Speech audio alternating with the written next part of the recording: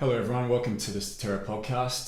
Today I'm joined by the intelligent, beautiful, gorgeous, talented Naomi, otherwise known as singer-songwriter Porsah Laine. We struck up a friendship maybe about a year ago, Yes. just through different Facebook sites, I guess. And I think a lot of the things that we spoke about, and especially I guess that you posted, I found quite interesting, and wanted to get to know you through there, and we managed to, so that was good. And now I've become a valued friend, I'd say, Naomi, so it's been great. And Naomi's obviously another one that really wanted to get on this podcast when decided to do this, and fortunate enough today that you're here and we're doing it, so welcome, Naomi.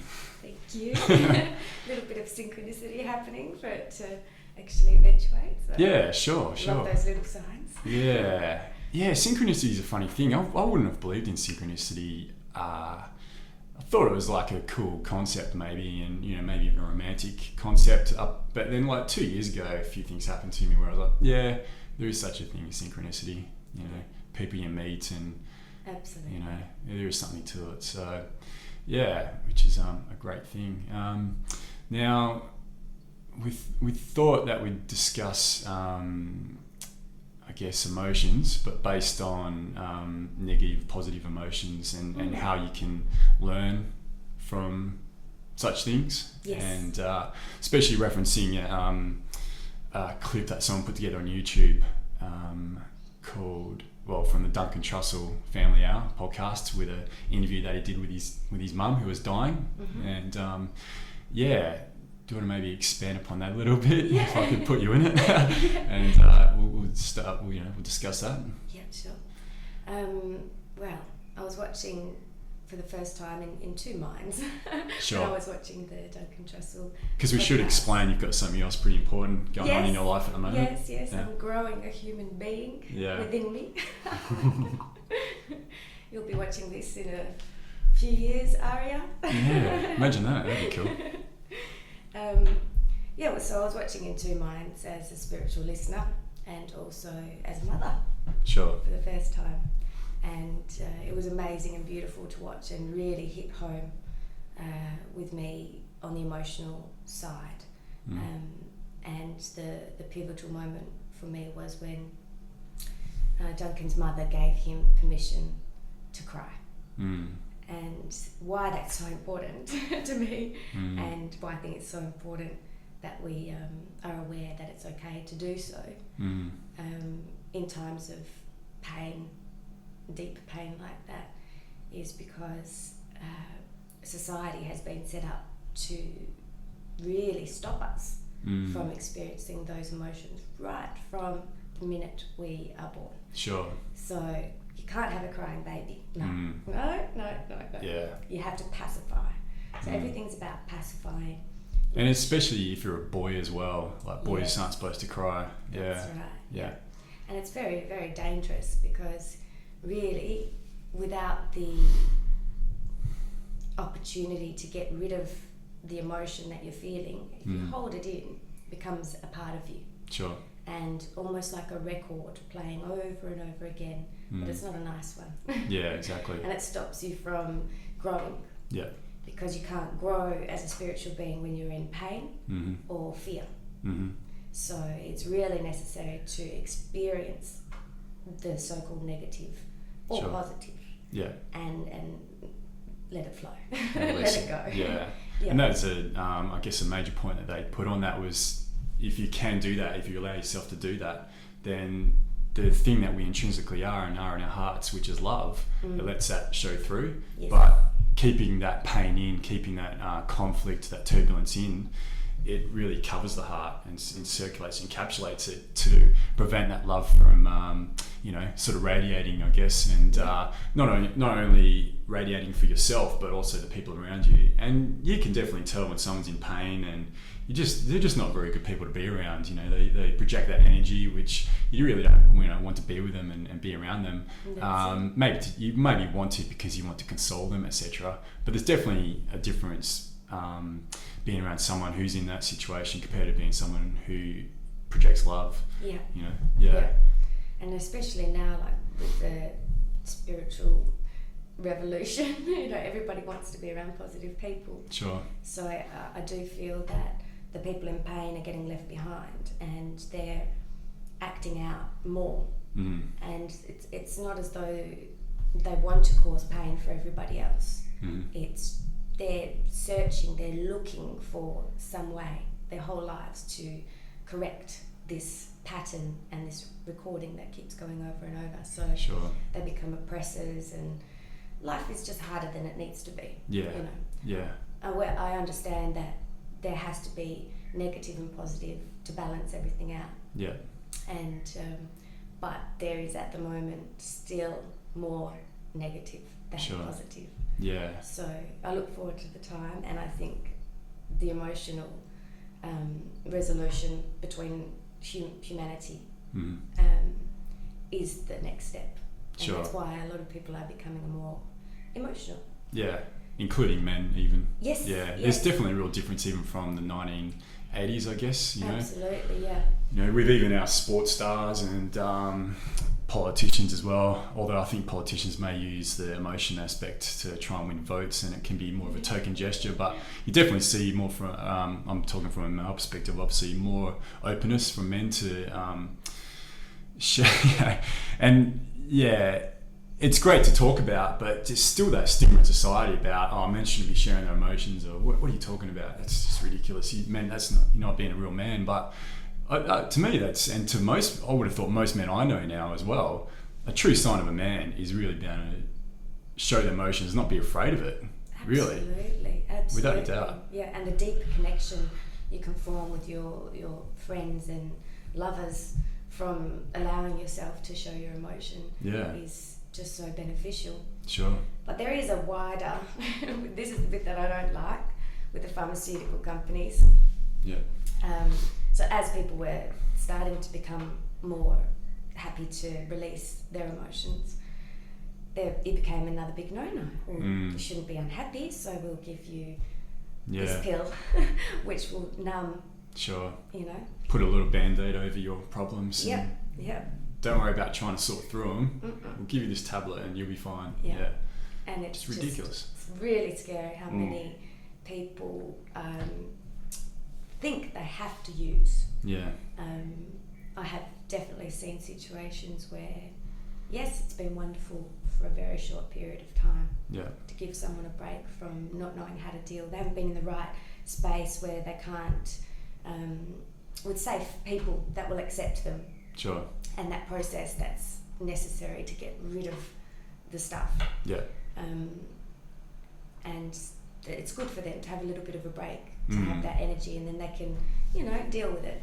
But most of the time, the doctors and some people, encourage continuous use. And it's a self-perpetuating societal structure, though. I think it could be argued that society is creating those problems with people in the first place, so then they need this medicine, and then it just snowballs from there. Yeah. And it's really the only way to break away from that is to really find that oneness, that trueness with yourself, and that love within yourself. Really, that's the only way you can break away from that. There are cases, of course, and I'm sure you know this too, that where people are so far gone, they really do need some sort of medication. And but when we're talking about low instances of that, you really don't need it, do you? No, not in my opinion. No. It's just so much easier to look at the cause. Sure. Not the band-aid. Because it's harder to look at the real root problem of it, what's causing those problems, and harder to face up to it. Yeah. But the benefit is, immeasurable, really. Yeah. It's There's invaluable. no time. There's just no time in the average day Sure. to reflect where something came from, and is this really me reacting? Sure. Or is this a pattern that's been installed in me from childhood? Yeah. Or from society, from television? Yeah. So it's it's hard. I made a conscious effort about a year ago, because I found as a teenager the influx of hormones made me wild. Absolutely wild. Yeah. And you're like, what's going on? Yeah, and I wasn't afraid to let it out then. Sure. But the word drama, was thrown around a few times. Oh, you're on that drama. And I was like, well, no, I don't really. This is just how I feel. Sure. So I learnt that wasn't acceptable. Nobody wanted to deal with whatever my internal dialogue was, you know, letting out. They didn't want to deal with it. So I went in. And lucky for me, I had music to get a lot out. So it still remained, you know, fairly happy. Sure. That was your form of crying. Yes. Yeah. I got it out. But definitely didn't feel safe to talk about my feelings with the majority of people that I would come into contact with. Yeah. And so then obviously through singing, you find you're in a wider group of people. But still not feeling safe, I felt lonelier and lonelier and lonelier. Why is that, do you think? Because, too many rejections in the form of not being able to be myself. Okay, sure. So, So you were trying to be yourself, but the people around you didn't like that. Is that what you mean? They would see this particular fragment, right, and say, okay, we like that and we accept that. Sure. And then, you know, you get a bit scared to show the rest. So you end up trapped in this emotional prison. Yeah. And I learnt how to even not have these thoughts come up. Yeah. And not deal with them. And I was quiet, spent a lot of time at home by myself, recluse. Yeah. And I was like, I should be happier than I am. Yeah. I'm not quite sure why. Sure. But really, I was just avoiding discussing anything because I didn't want to be triggered and let it out. Yeah. Once it comes out, it's really scary. But at that age too, you really don't have the tools to be able to handle it or deal with that. You don't really know what's going on, and you know, we're both in our early 30s now. We've had life experiences and we've been through all that. We understand now what it takes and what you need to do. But when you're a 16, 17, 18-year-old and you're going through all this, you don't know what to do. You're like, oh, what is going on? How am I supposed to deal with this? And what are you supposed to do? We're not taught at an early age how to deal with problems of that magnitude in society, and instead we're told, oh, if you feel like that, just go get a tablet. You know, but instead of pacify, and just brush over it and keep working, keep doing your thing for society, where we should really be taught how to deal with those issues that we go through, which 95% of you know, especially old adolescents do. You know, that's what we need. That's it. And we just fixed the society right there, you know. Done. Something that I've discovered is, and I'm just in awe of how the human body works and why these certain things are in place. Do you mean since your pregnancy, you mean? Or? Yeah, and then I've looked back. Okay. And so I also see the adolescent time. Sure. Where you're in turmoil, you're questioning everything, and you also feel really quite hard done by. Yeah. And that is a natural way for the body to go, right, I'm going to get rid of all of this stuff. Yeah, sure. But we haven't got the right environment to support that. Yeah. So now in pregnancy, I've experienced the pregnancy hormones. And what are the reasons for those, you know? Yeah. Why would evolution, or if evolution did create it, why would that happen? So that you become quite emotionally unstable, you know, during this transformation. And there must be a reason for it. I sat very quiet and I'm like, why? Why am I feeling this way? And I just knew. I knew that there was more energy in me that needed to go. Okay.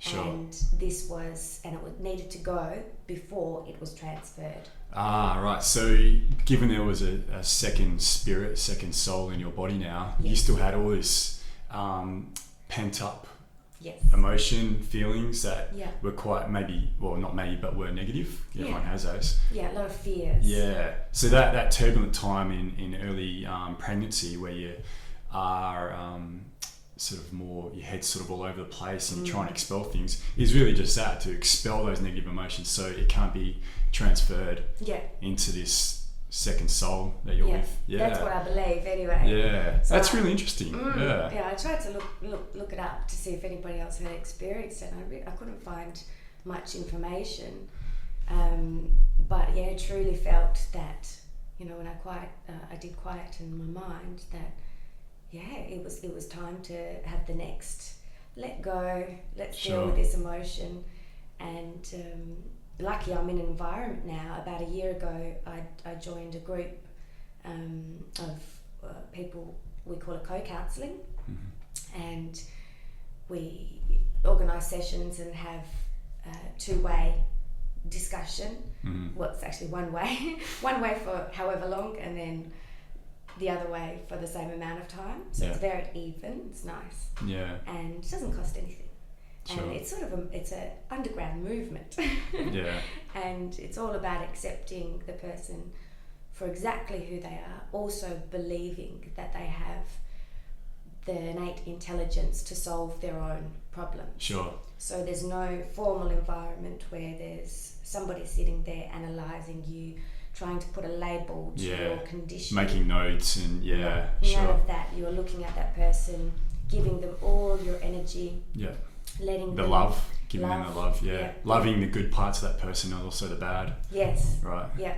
And realising that anything that's coming out of them is just a recording that has been put there, and it needs to be let out. It's been conditioned into them. Yeah. So the beautiful thing about letting it out is the resolution after it. So you let this feeling out that's buzzing around in you, this energy, and then all of a sudden you're clear. Yeah, sure. And you can think, I can move past this, and it's all you do it all by yourself. You don't need anybody to tell you, oh, you should do this, or you should eat that, or you should change your life. None of that. It's all within yourself. Right. And the energy transferred. And so I've been working back through stuff that I never would have thought that I had emotions at. But you're an onion, and you start to peel off the layers, and you just, there goes the ego. You realise who you are as you're pulling off these layers, and I got to a certain level where I was like, I feel really good about this. There'll always be more hurt, but I'm in an environment now where I can talk to people and they don't judge me. You can handle that. Yeah. So going back, and that's great, Naomi. That's fantastic, and we just need to help more people be able to do that, I guess, and and it is groups like that and other forms, it's all helping with that. Going back to the podcast, when you just spoke about ego and peeling that back, and they really spoke about the ego is really there or designed to protect you from that hurt, from that pain, but it's not good in the long run. It might be a good short-term fix, but in the long run it really manifests itself with emotional problems. Even physically it can manifest itself, and peeling that ego back, it's hard to do, but that's the only real way to get into that true heart center, that true love. And forgiveness that comes with that. And what's the word you use? Resolution? Yes. Yeah, so you can move past and then really think for yourself. Yeah. Instead of react all the time to this distress that's been, programmed into you usually from family. Yeah. Usually. Yeah. Yeah. Or some people, they'll go to a church or go to see a psychiatrist, all of which I think are all good and worth it. But at the end of the day, that's someone else telling you what you should be doing. But it's really up to yourself, the individual, to really look at it properly, look at it yourself, and come up with those solutions.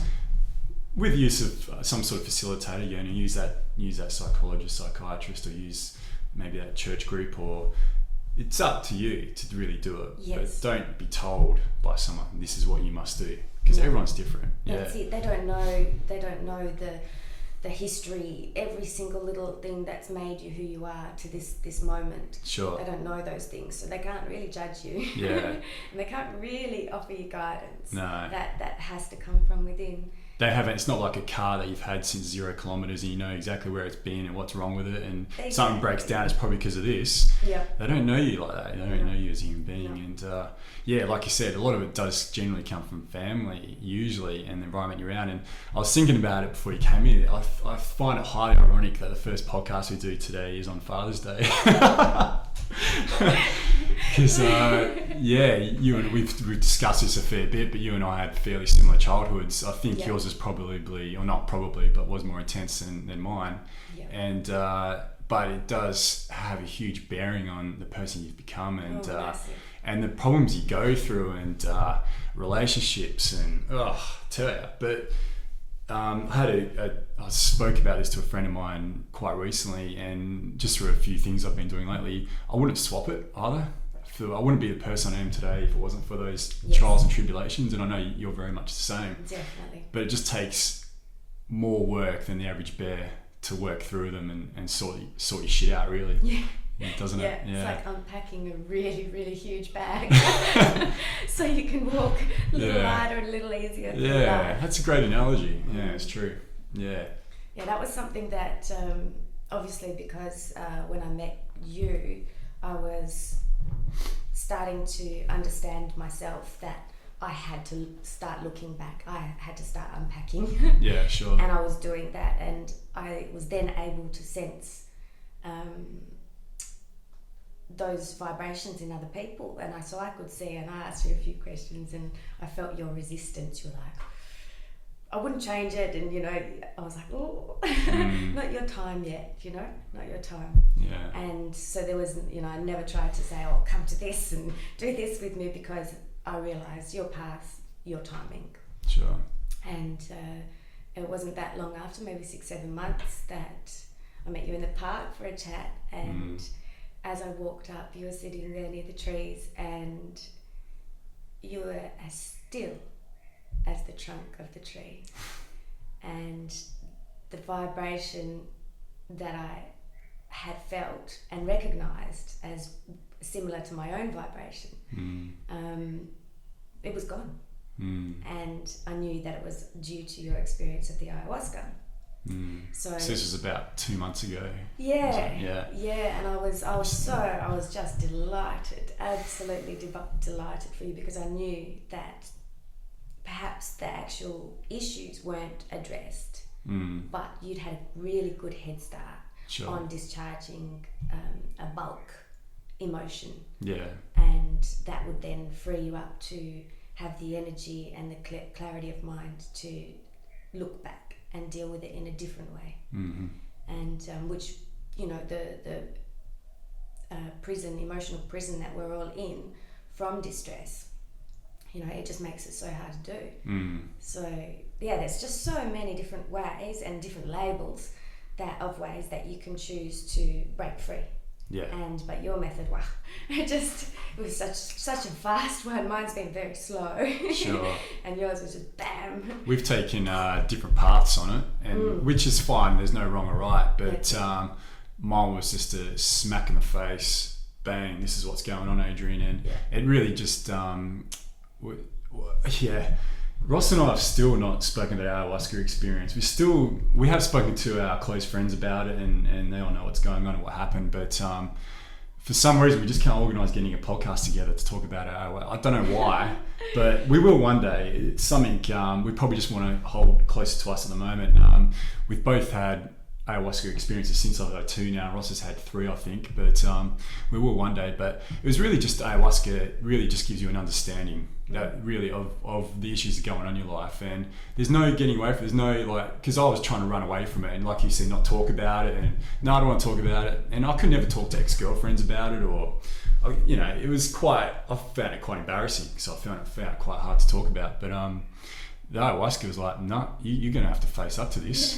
You're going to have to go through this agony, and really what I've spoken to you about it was really just understanding my father and my mother, and understanding their pain and what caused the family dynamic that we had. But you've done yours in a different way. You've done yours in a more methodical, I guess, way. Yeah. And so could you tell us a bit about that and what you've done? Yeah, well, I had developed the opinion that I was happy with who I was, like you, accepted that my past was full of negative and positive, but I was happy with who I was. So, which I was too. I was fine. Yeah. And I'm functioning. Get up, go to work. Nothing wrong with me. Functioning member of society. Yep. Yeah.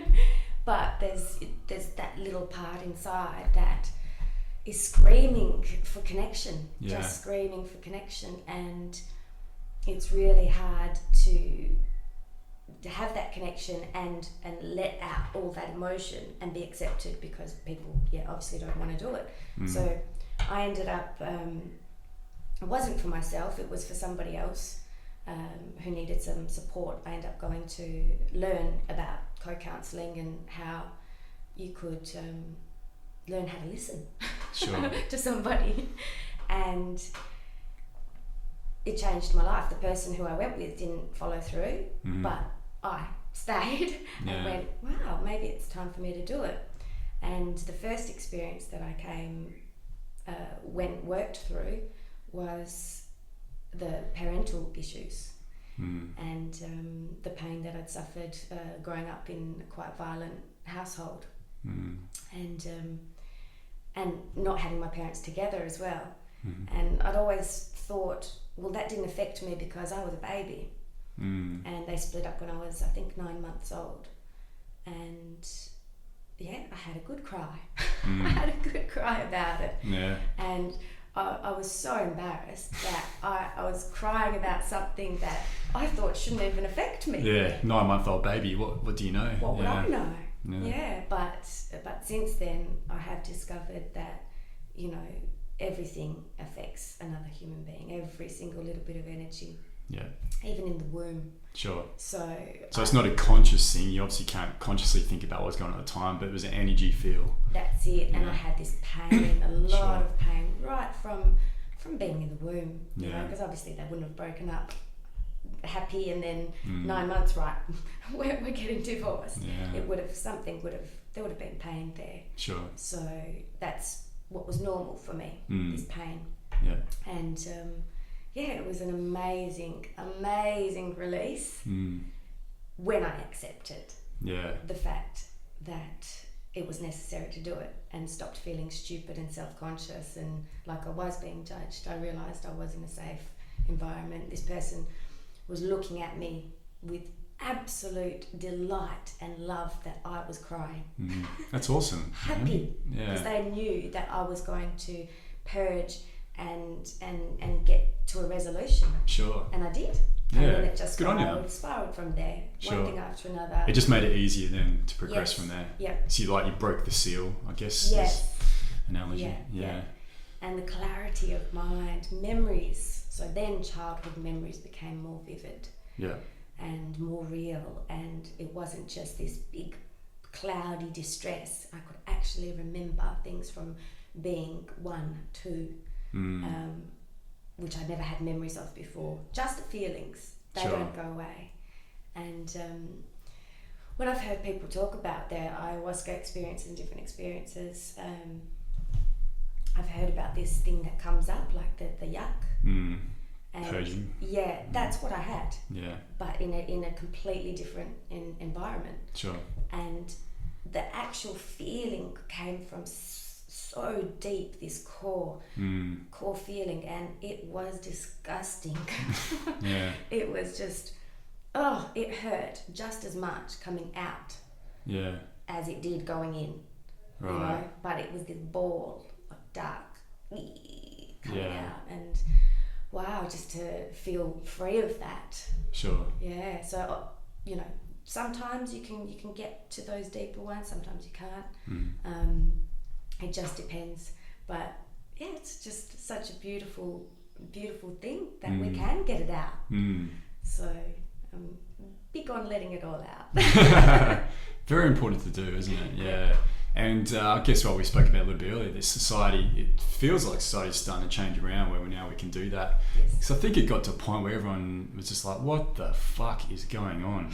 Really, weren't they? And it's been a real shift over the last 2 or 3 years, I've noticed. Really. And but is that just amongst me and my friends and the collective of people that I know around me, or is it to the wider community as well? From what I can tell, it's more from the wider community.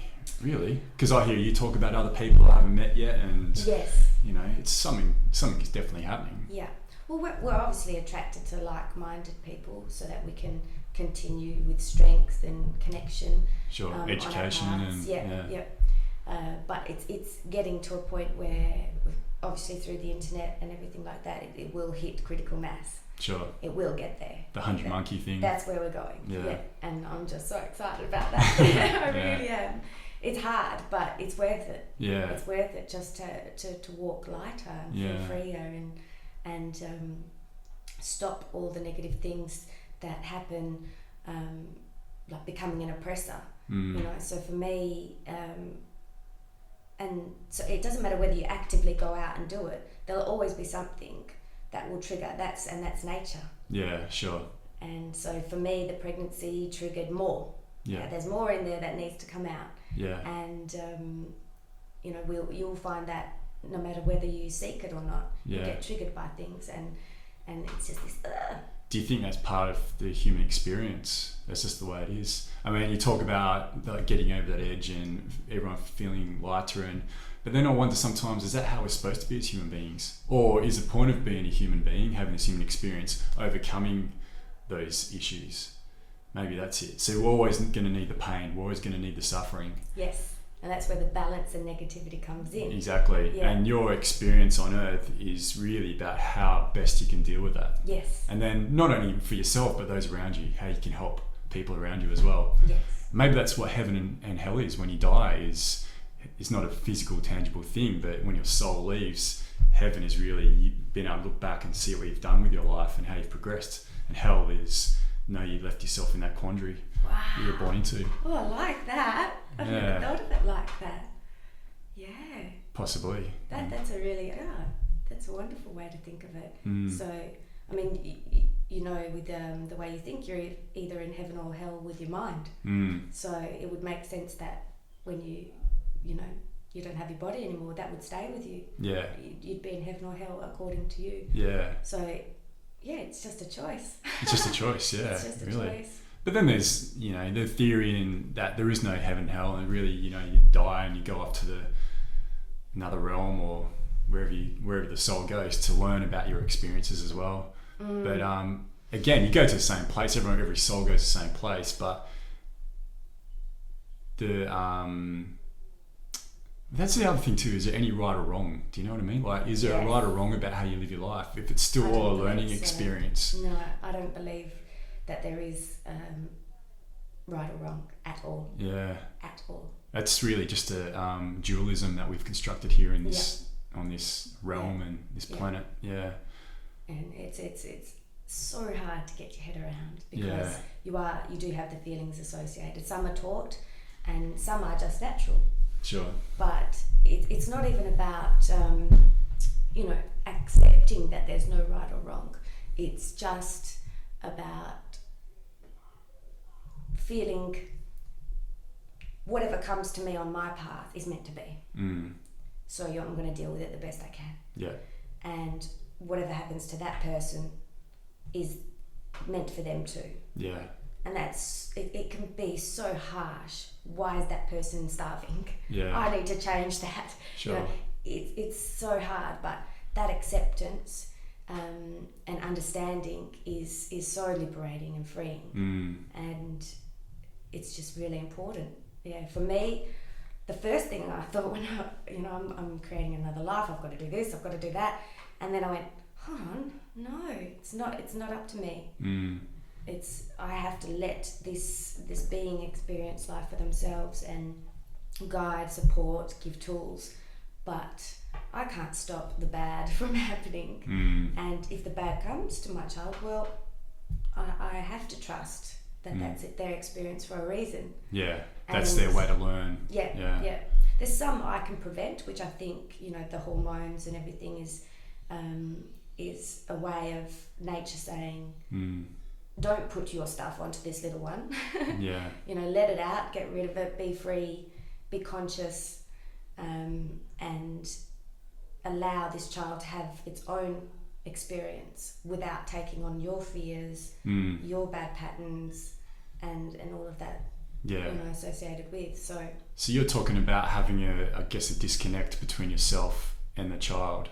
Yes. During pregnancy, which is something we spoke a little bit about that before the podcast started, but something I've never really thought before and I find really interesting, but definitely something that's worth looking at. Yeah. So I guess, there is that obvious connection. I mean, I'm not a woman, I'll never be pregnant, so I wouldn't be able to experience that, but I can imagine what it would be like. Yeah.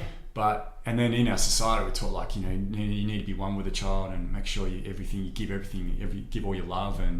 But with giving all your love, you're also going to give that child who's, inside of you, all your negative as well. There's no getting around that. So you're looking at making a conscious effort to not do that by just having a disconnect. Yes. So you can't project your negative thoughts and patterns on the child. Yeah. Obviously it's going to be a battle. Yeah. I've never done this before. It's going to be an absolute battle, but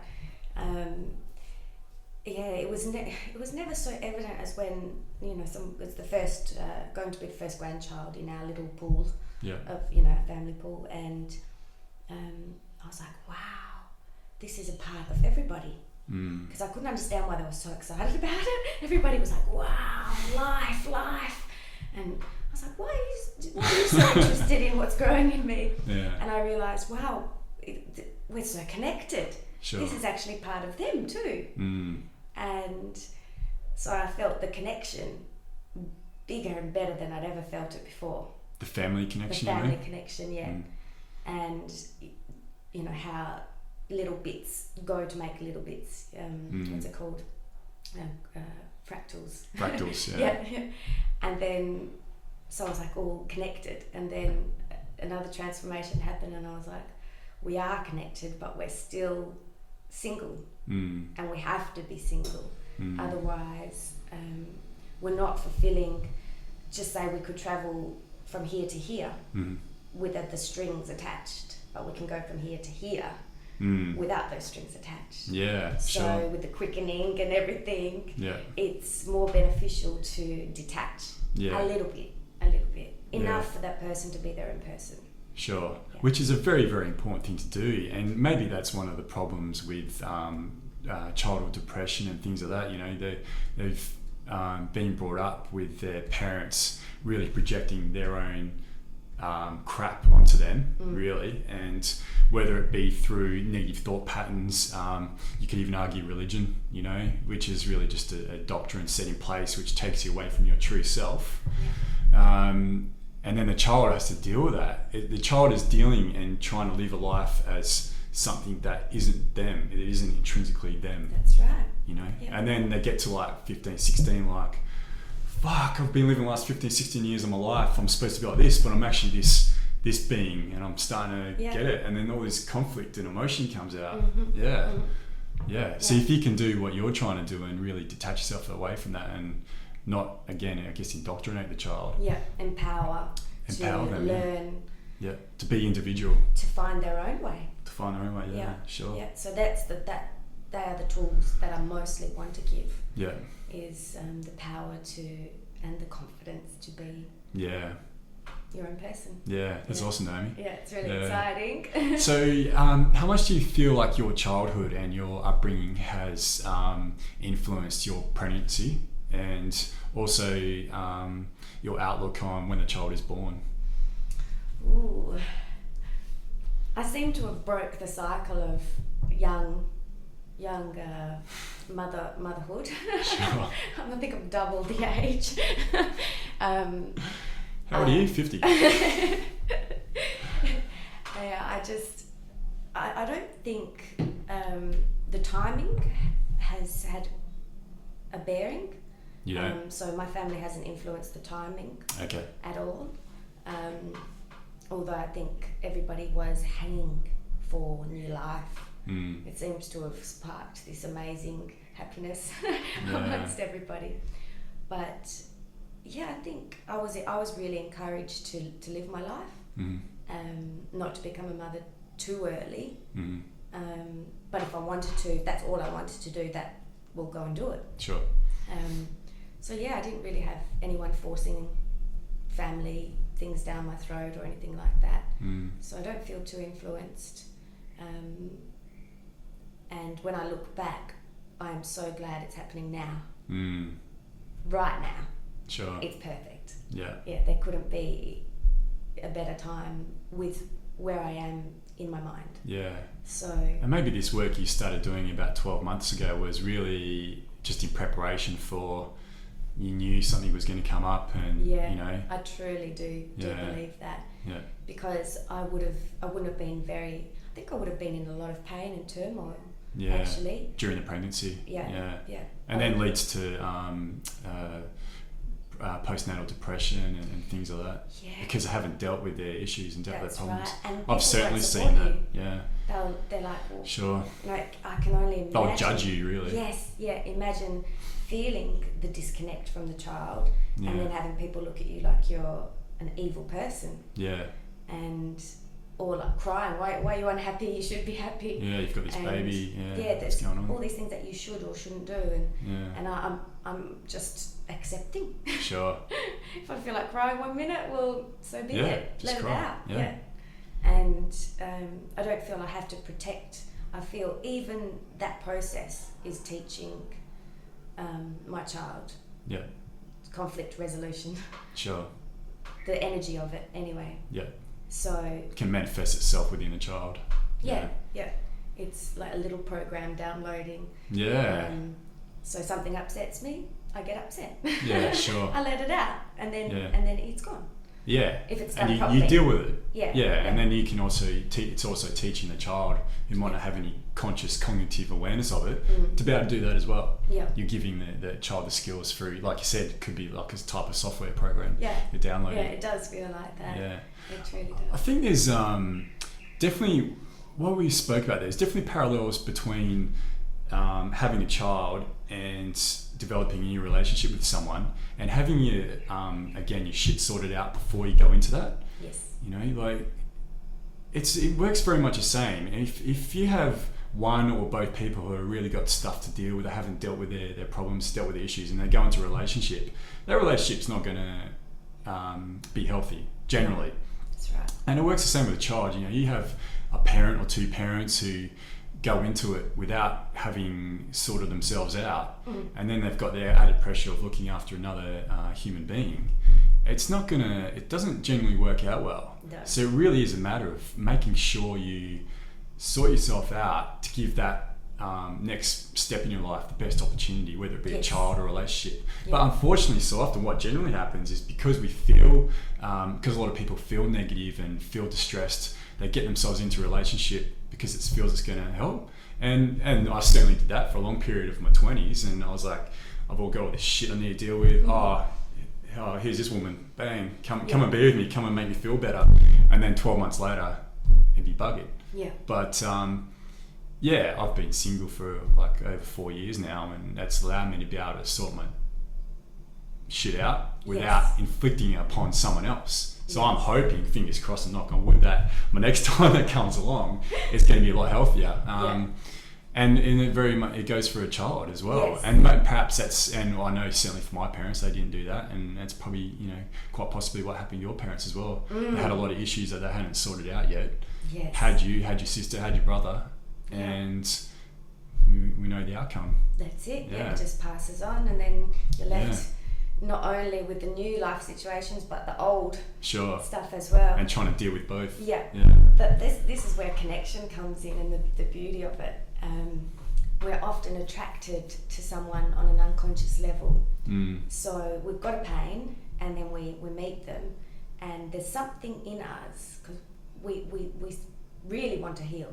Yeah. That's an instinct within us. Sure. So we're attracted, and then usually we are triggered, and the dysfunction, you can look at it like that, or you could actually look at it like, this is a healing function. But what we don't have is the skills on how to deal with each other in the relationships that are dysfunctional. Yeah, exactly. And we usually do the wrong thing. Exactly. It's usually just inflicting our bullshit onto the other person. Yes, instead of working through it. Exactly. But we're attracted for a reason. It's meant to be.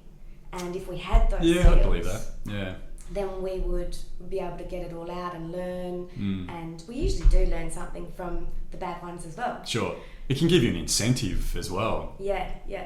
So I've often been attracted to quite angry people.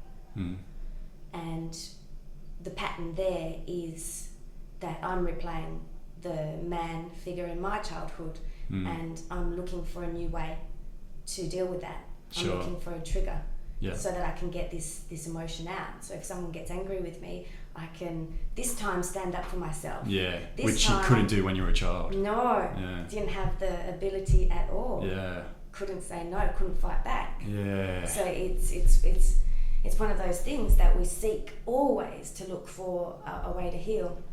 Now with children, what's where it starts. So if you look at a child, when a child goes and kicks its toe up, and it won't cry straight away. First, it will look around. Where is someone? Where's mum or where's dad? And then sees the parent, and then Yeah. And the reason for that is not attention seeking. It's not. It's to heal. We need other people. We need that connection. Yes. So we can't stay away. We can't stay locked up for 4 years meditating and trying to heal that way. It probably won't work. We are with it. We've got other people around us for a reason. I could argue we need both though in equal measure. We need that Perhaps times. own time and also time with other people. Yes. Yeah. But for direct healing, we need a connection. Sure. It's like plugging into a source. Yeah. And we need that connection to just let it flow. Sure. And so the child looks for the mum or dad to be consoled. And usually the mother or dad goes, "Don't cry, don't cry, it's all right." Yeah. It's not all right. Yeah. There's pain there. Sure. So if you say don't, no, right from the beginning, usually what happens is eventually it works and the child starts the pattern of keeping it all in. Or we say, here's a dummy, here's food. We start to build a little consumer. Yeah. That needs something to stop this feeling. Yeah. Let's push it down. Yeah, that's so true, isn't Yeah. it? And then, but that goes on through the rest of their life. The whole life. So you're setting up this really bad pattern from right at the beginning. Sure. And so people go on and buy, literally that whole term, buy shit they don't need. Yeah. Because that's that quick fix to help them feel better. Yeah, something's coming up. Oh, I've got to get rid of this feeling. Let's replace it with this. A new wardrobe or a new pair of shoes or like a new phone But or it whatever. doesn't last. And that's keeping a whole economy going though, Naomi. Yeah, so we're talking about a big change if we were to actually, when this child cries, let them cry and connect. Sure. Be with them. Be with that pain. Be with it. Yeah. Which is something that Duncan Trussell's mother really spoke about, was be with that pain. I loved it. It was such a good... I'll put a link up on here as well, but there's one of my favourite people at the moment. I'm going through like this massive Duncan Trussell love fest, but he did an interview with his mum who was dying, and this is in November last year. She died earlier this year, sort of mid-year, and he did a second interview with her just before that. But someone's put up on YouTube like an 18-minute clip of his talk with his mother about death and dying and accepting grief and accepting that to help heal yourself and go through that. It's just an amazing heart feel, the podcast. So I really encourage anyone out there who's interested in the subjects Naomi and I are talking about now to have a look at this, and I'll put a little link up as well so you can watch it if you like to. But incredible, just incredible. Yeah, absolutely amazing. Because she was we spoke about before, she's a psychologist but also a mystic as well, very in tune spiritually, so amazing combination. She has such a great way to look at the world. Yeah. She's got the rationale with the spiritual, which is the way we should all look at it, really. The left brain, right brain. That's what we need. Yeah. We need the balance. We need the balance. We need the Statera. Yeah. We do. Yeah. And balance. That's been a running theme in my life. I've yearned for it. Absolutely yearned for it.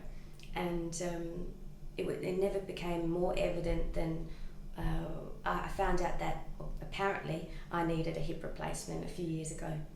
I had a lot of pain in my right side, the whole right side, agony. Everything, even my feet were tight and wrong. And the left side, really free, easy, no pain, no problems. And I decided, no, I'm going to wear this one out. I'm not having a replacement. Sure. And just continued. And I was on an island, and my friend wanted me to jump on a bike, and I thought, oh, I'm gonna hurt if I do that, and and I felt a little bit sorry for myself that I had this pain, and I was just laying down and thinking, why do I feel sorry for myself? And it just hit me that I had exactly what I wanted. I had balance, and there was no need to feel sad.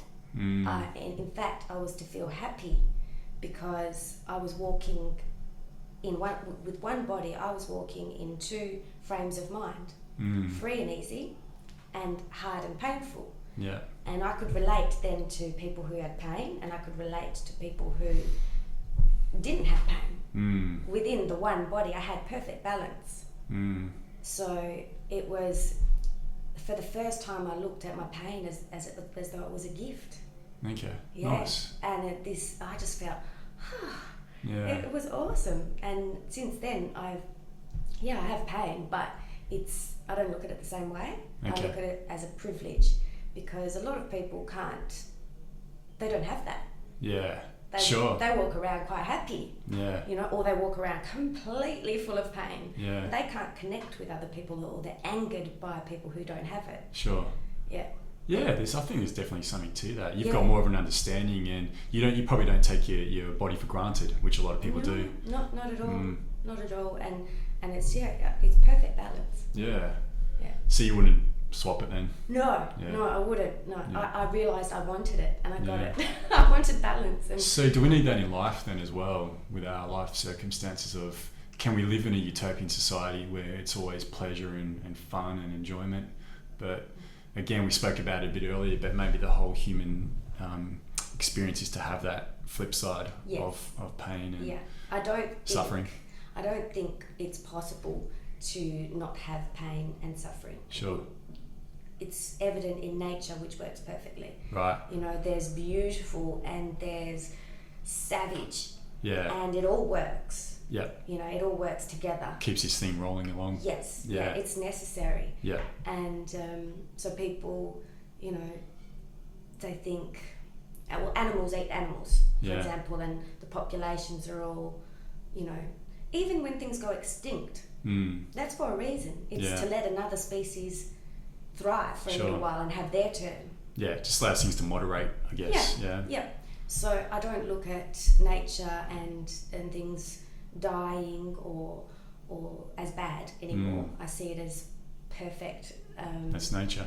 Yeah, it's perfect. It's for a reason. A bushfire comes through and takes 500-year-old trees down, and then all of a sudden underneath those trees there's seeds that for the first time see sunlight in 500 years, and wow, it's my turn to grow. Sure. So, which one do you choose? Yeah. Which one is right? Which one's wrong? From that suffering comes such joy. Yeah. So that maybe then possibly, Naomi, that's the whole point of this human experience, is to have that pain, have that suffering, but it's how you overcome it. It's how you deal with it. Yes. It's always going to be there, yes. but it's finding those tools to overcome it. And a massive argument that's really starting to gain steam now, I think, is that the right term? Gain steam, gain motion, I guess. Sounds good. Yeah, sounds good. Is for years and years, a lot of people have dealt with it through alcohol or nicotine or coffee even. When there are tools out there to deal with it, with doing things like you did and also plant medicines as well. But especially on the plant medicine side of things, the psychedelic side of things, they're illegal. And it makes you wonder, like, why not? They're obviously not for everyone. I really truly believe psychedelics aren't for everyone, but they are for most people to help heal. Really, that's their healers. And why is it that they're illegal if that's what they can do? Yes, it's it makes you wonder, doesn't it? I'm not into the whole conspiracy theory thing, but I do wonder sometimes. I think it's by chance. I don't think it's a big conspiracy. I think what happens, do you think it's just the way it's fallen into place? Somebody across the line went, oh, I'll try this. Their friend went crazy or had a bad experience, and they went, right, not letting that happen again. I'm going to put it in place. So it's not always like this big conspiracy against us. To keep us down. Sometimes it's just experience, you would make a decision, if you're in the same position, you might make the same decision. Yeah, but that's what was great in equal measure, and with the 60s movement where psychedelics first became more prevalent, people were starting to become more aware and think outside the box. But the problem also was a lot of people started doing it in the wrong set and setting as well, which is totally important. So people, when they first started doing it, were doing it in a controlled environment, with loving people around them and to really help them. And then people started doing it when they were having parties and, which, hey, might be good as well, but it's not really the right way to, because it's to be respected. Yeah, and that really, really same, yeah. And that's what really fucked it up. When then the authorities started seeing all these people having bad trips and going a bit loopy from it all, and said, no, we can't have this anymore. Yeah, save people shame. from themselves. Save people from themselves, yeah. Yeah, definitely. But it is changing again now, though. People are starting to do it with more respect. And, and what's meant to be, you can't stop. So it may be illegal, but people are still doing it. Yeah. And that's the thing. Even if there are great conspiracies against humanity, being happy and fulfilling their destined path, no one will win because we're designed for things to work, and things just happen. We evolve. So, plus we can actually make all the things with our own mind. Yeah, sure. It's there in us. Which is the course that you're taking, really. Yes. Yeah. Yeah. So whether you go for the outside, just say evolution and the species needed a hit, it would happen gradually, but it would happen that all of a sudden we could access a certain part of our minds to continue. Sure. And not distract. Yeah. It would just happen that way. Yeah. Yeah. Unless we were absolutely meant to finish. Right. Yeah. If the universe said, go extinct. Time's up. Yeah. Time to go. It's not your time to shine anymore. Yeah, sure. See you later. Yeah. So be it. Yeah. So be it. Exactly. We can't fight that. Yeah. So we're on it seems like we're on a difficult path as solo human beings, but as a greater collective, it's amazing and beautiful to see how things just happen. There's always balance. Yeah. No matter what. Yeah. There's always a way. Sure. And this earth of 7 billion people, we're still relatively, even though there's some tensions around the world, we still manage to keep things going in a relatively positive manner. Yeah, we have to trust that everything will be okay the way it's meant to be. Yeah. And you can't fight. When I was into conspiracy theories, I wanted truth. I wanted to know the real story, and I drove myself absolutely batty with it. And the fear that I had, it was horrible. It really stopped me from growing. Yeah. I was so scared of everything, and it was a really horrible experience. Yeah. And obviously with my music as well, I learned a very harsh lesson, and I was promoting. I was making DVDs and giving them out at shows. The more people that know about this stuff, the better. And I was putting my learning onto them. I wanted to connect. Sure. I definitely went through that stage as well. Like, you've got to see this. Do you know what's going on in the world? Yeah. Which is important to an extent, but people have to be ready for it. Yes. Yeah. And I learned the lesson that I cannot push, especially fear is the worst thing you can push onto somebody, especially without the skills to know how to get rid of fear. Yeah. It's debilitating. Yeah. It stops you from wanting to be a part of this whole experience. Sure. You're just like, it's too hard. Yeah. And it's not too hard. No. You really just have to trust, sit back, and also try and not influence too many people. When they need to know the information, it will come. Yeah. But you can still help people and educate people, but it's with love. Yeah. Not fear. That's what you need to use is love. Yes. And expel that love from yourself and help other people with your love. Yeah, it's not, but we're really sort of conditioned as a society to use fear to motivate people to see through this and to see through that. But, we really need to start using love instead. Yeah. Can we talk a bit about the word love and something like myself and a few friends have been discussing lately is just the hijacking of the word love, you know, and how it's been adopted by greeting card companies and Hollywood, and you know, I've spoken about this to a couple of people in the last few days, but it's not.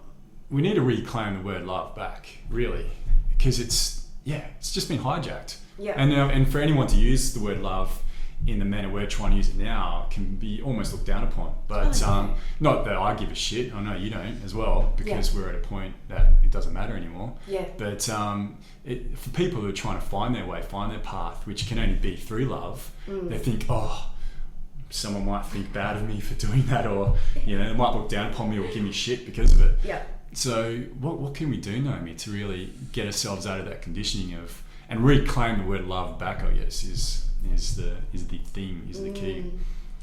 Yeah, see, it's the word love is so limiting. It's really limiting for what it is, for the true experience of its many shades.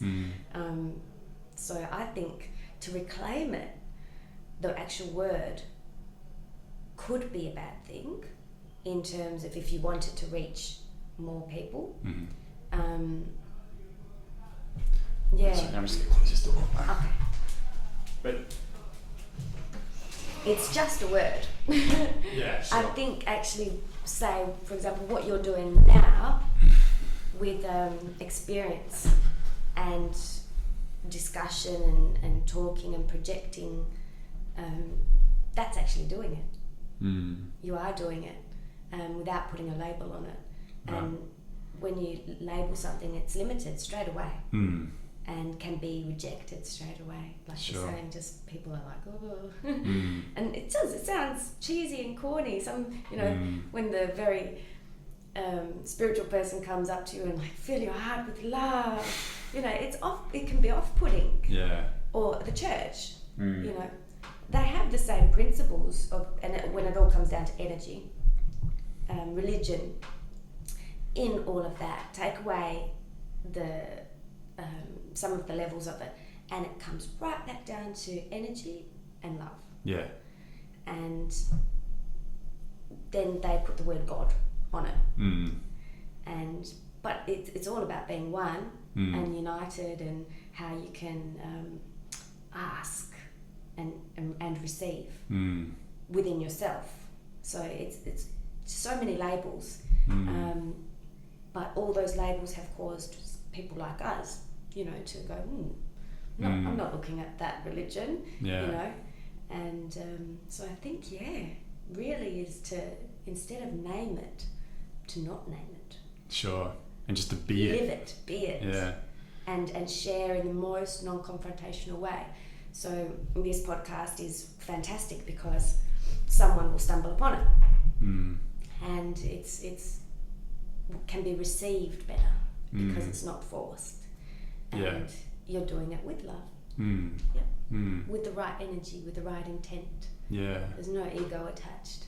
It's just there. Just is, And I think you spoke about that before, where I think spirituality and love was always adopted by the kinds of people who really were using it in the wrong way, in the wrong manner. You know, like I'm just thinking the real hippie psychic types who really were doing it for something else, were doing it for their own benefit, like especially for men to try and get a root or whatever it might have been. But even the fact from a male perspective, and I want to get the female perspective off you as well, but that you can't be a real man and talk about love and spirituality. But there's definitely been a change over the last 2 or 3 years especially, and for me and some, you know, because I love footy, I love women, I love all that stuff. I love fighting, and you know, I'm not going to change that. But there was always perception if you were into that sort of thing, you couldn't talk about spirituality and love. And it's changed, and it's really, for myself and a lot of friends who are similar to me, it's really through people coming out and being more open about it, like Joe Rogan, like Duncan Trussell. There's a great podcast recently from the guys from London Real with Dan Hardy, who I really recommend if you're interested in the subjects we just spoke about, to listen to that one as well, psychedelics, etc. They discuss there.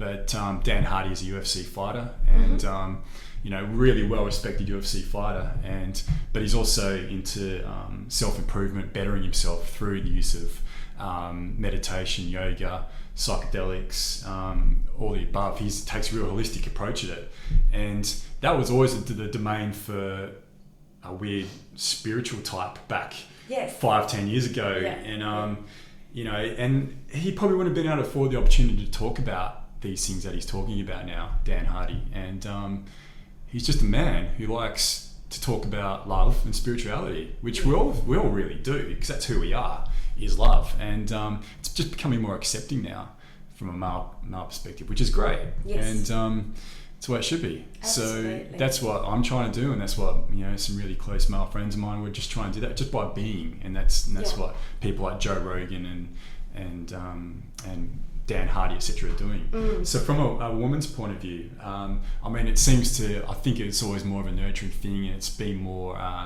accepting going back years. But do you find it's changing also from a female perspective, or is it still fairly linear as far as the acceptance goes? I think what happened, there was a reverse with feminism. Sure. And women were expected to not be as emotional. Yeah, as nurturing. Yeah. And so it went the other way. So men then balanced it out by, we need this to survive. Yeah. So it naturally started coming out, and then being more accepted. Sure. So we're evening. It's becoming more even. So you think women might have gone too far one way with the feminist movement, which was what was probably needed. It could be argued at the time. Not probably, it was needed. Yep. But now it's starting to come back again. Yes. Yeah. Okay. Yeah. So we went like a little seesaw.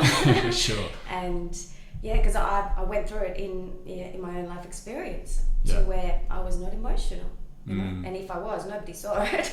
Yeah. And then now, I'm like, nah, I know what I need to be. Yeah. And I need to be myself, and same for guys. And I always encourage anybody, that's part of you. Yeah. Accept yourself. Yeah. But it starts right from the beginning with the nurturing as a mother and a father, accepting your child with their experience and their feelings, and giving them validity. So that is definitely another movement which is happening. There's all sorts of labels for it, but what it comes down to is being with your child and giving them attention. Sure. So not putting them in another room and letting them cry it out, because what that teaches the child is no one's here for me. So eventually, yes, they stop crying because nobody's coming. And just biologically they have to stop, so get exhausted. And it sets up to the child that the world is not here to comfort me or my emotions. So whether it's a female or a male, so if we change that right from the beginning, then we will build a new generation and more generations that are more confident to be themselves straight from the beginning. Because being ourselves is perfection. We are perfect as ourselves. That we are a perfect part of nature. We fit into nature as our true selves. But we're just conditioned one way or the other. That's it. But that conditioning sort of allows for this society. We need that conditioning for this current society. Yes. To like a ball, That's it. But it's not necessarily healthy, is it? No. There's a fine line. When you become aware, and really, you want to just stop. You don't want to be a part of this. You want to go off grid. You want to live the way we should. You want to get right back to basics. That's your natural instinct. But we don't. And the reason we don't actually, most of us don't get up off our asses and go off grid and be self-sufficient, is because we need the connection. Sure. So we're not there at critical mass yet. We're on the way.